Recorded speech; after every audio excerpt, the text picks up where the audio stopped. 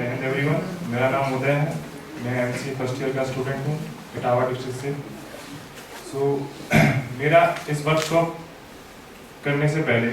मेरी कोई इतनी एक्सपेक्टेशन नहीं थी जो कि हर स्टूडेंट की रहती है कि मार्क्स मिलेंगे या ग्रेजुएट या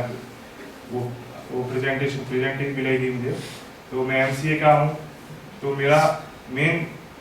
जो रीज़न था वो मेंटल ग्रोथ और स्पिरिचुअल ग्रोथ को था, क्योंकि जिस ग्रुप में मैं हूँ, जिस एज ग्रुप में मैं हूँ,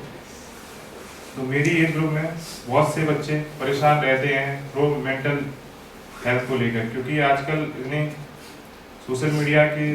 इस ज़माने में इतनी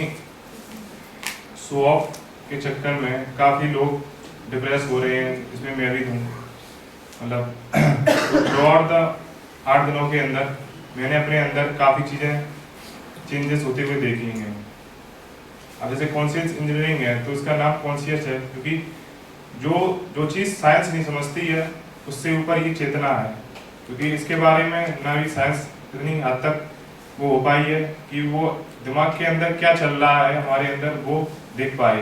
क्योंकि हम लोग जैसे कोई बीमारी होती है उसको तो क्योर कर सकती है साइंस, क्योंकि वो दिखती है सामने, लेकिन जो हम लोग सोचते हैं या ऐसा महसूस करते हैं उस चीज़ को साइंस नहीं पता लगा पाई है,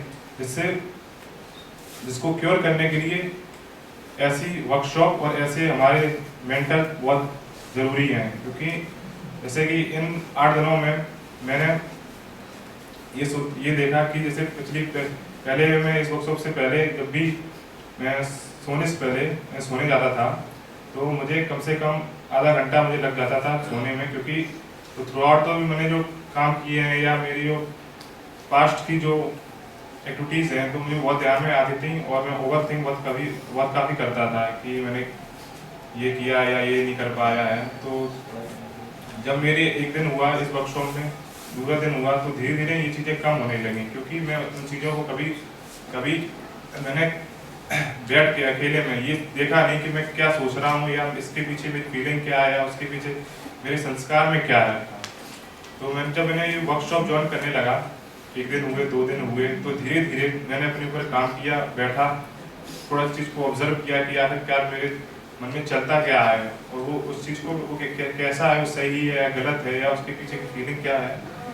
तो मैंने ये बैठ के सोचा, तब मुझे रियलाइज़ हुआ कि इतनी चीज़ें मैं सोच रहा था वो खाम व्यर्थ हैं, बल्कि 90% 99% या समझ लीजिए वो मतलब बेकार है, जो उससे लेना देना है ही नहीं काफ़ी चीज़ें। तो अब धीरे धीरे ऑब्जर्व कर रहा हूँ 8 दिनों, और मतलब काफ़ी इस चीज़ से मुझे हेल्प मिली है और आगे भी मुझे पता है कि ये 10 दिनों में इतनी जल्दी, क्योंकि ये हमारे सालों से हैबिट में बन चुकी है, क्योंकि हर चीज़ को हम लोग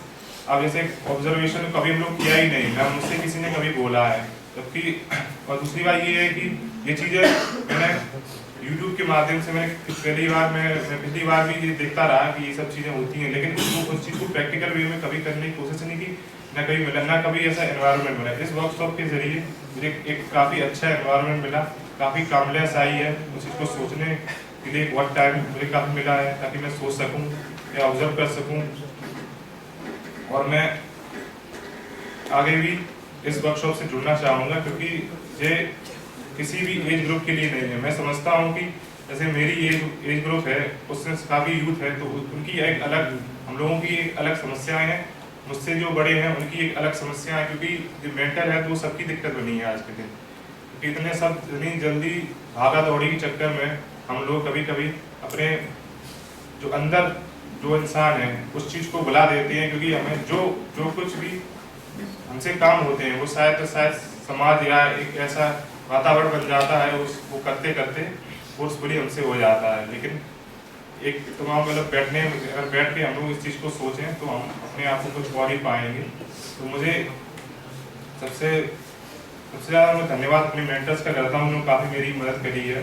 कुछ समझाने। मुझे इतने 8 दिनों के अंदर मैं काफ़ी कुछ सीखा है उनसे, और आगे भी उनसे सीखना चाहता हूँ। तो इस वर्कशॉप पे मैं और लोगों को भी इंकरेज करूँगा ताकि वो लोग अपनी लाइफ में चेंजेस देखें और इस सब चीज़ों में। Thank you.